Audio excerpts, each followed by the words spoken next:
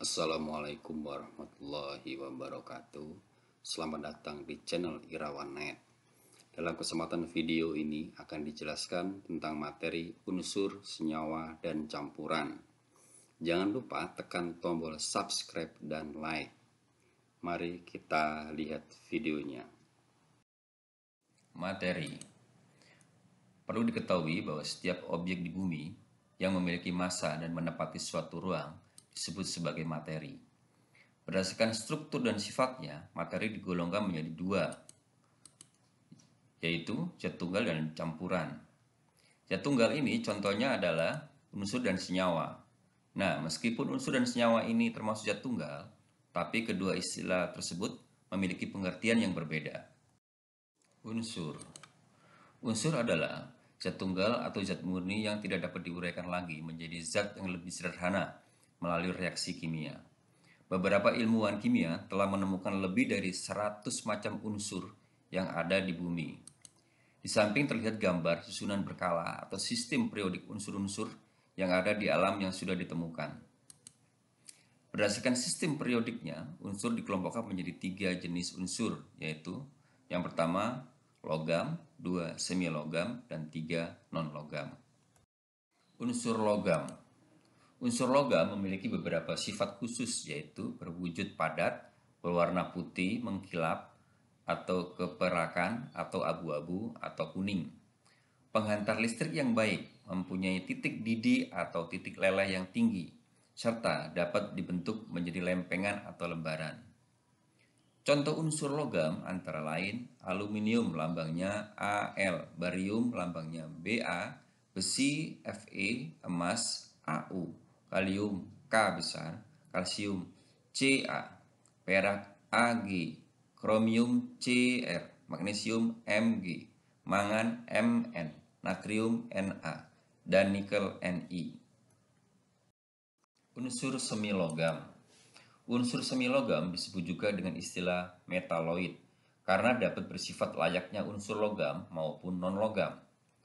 Umumnya unsur ini bersifat semikonduktor. Jadi saat suhu rendah, unsur ini tidak dapat menghantarkan listrik dengan baik atau isolator. Sedangkan saat suhu tinggi, unsur ini dapat menghantarkan listrik dengan baik atau konduktor. Unsur semi logam berwujud padat, namun teksturnya lebih rapuh dibandingkan unsur logam serta berwarna abu-abu mengkilap atau keperakan. Contohnya boron lambangnya B, silikon Si, germanium Ge, arsen As, antimon Sb, tellurium Te, dan polonium Po. Unsur non-logam. Unsur non-logam memiliki beberapa sifat khusus, yaitu berwujud padat, cair, dan gas pada suhu ruangan. Umumnya berwarna tidak mengkilap, bukan penghantar listrik dan panas yang baik, mempunyai titik didih atau titik leleh yang rendah, serta tidak dapat dibentuk, direntangkan, atau ditarik. Contoh, unsur non-logam berbentuk padat, diantaranya belerang, S, fosfor, P, karbon, C, silikon, Si, iodium, I. Sementara itu, unsur non-logam berbentuk gas antara lain fluorin, F, helium, He, hidrogen H, klorin Cl, nitrogen N, oksigen O, dan neon Ne. Unsur non-logam berbentuk cair diantaranya bromin, Br. Perbedaan unsur logam dan non-logam. 1. Unsur logam kerapatan atom tinggi, non-logam kerapatan atom rendah. 2. Padat, unsur non-logam rapuh. 3. Unsur logam bersifat konduktor, unsur non-logam bersifat isolator.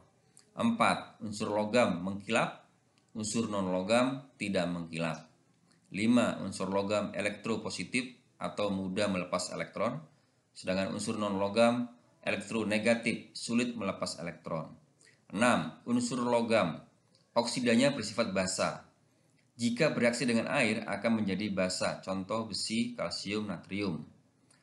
Sedangkan unsur non-logam oksidanya bersifat asam, atau jika bereaksi dengan air akan menjadi asam, contoh karbon dan nitrogen. Senyawa.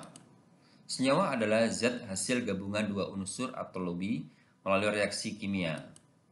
Senyawa juga dapat diartikan zat tunggal yang dapat diuraikan menjadi zat-zat lain yang lebih sederhana melalui reaksi kimia. Contoh senyawa yang sering kita jumpai dalam kehidupan sehari-hari adalah air, gula, dan garam. Berdasarkan asal pembentuknya, senyawa digolongkan menjadi dua jenis, yaitu senyawa organik dan senyawa anorganik. Senyawa air. Air merupakan gabungan dari unsur hidrogen H dan oksigen O dengan rumus kimia yaitu H2O.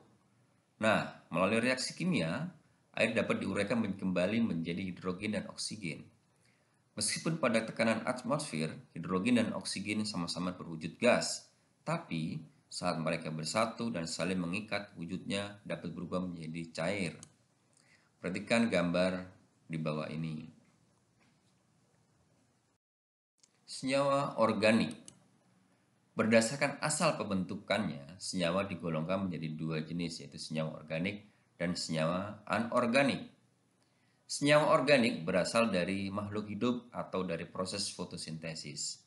Senyawa ini terdiri dari unsur karbon, C, sebagai rangkaian utamanya. Sifat senyawa organik tidak mudah larut dalam air, namun akan larut jika dicampur dengan pelarut yang sifatnya organik juga. Selain itu, akibat unsur pembentuknya yang berupa karbon, C, senyawa organik cenderung akan mudah terbakar. Contoh senyawa organik antara lain gula, C12H22O11, alkohol, C2H5OH, dan urea, CONH22.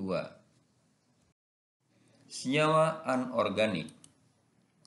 Sementara itu, senyawa anorganik berasal dari sumber daya mineral yang terdapat di bumi.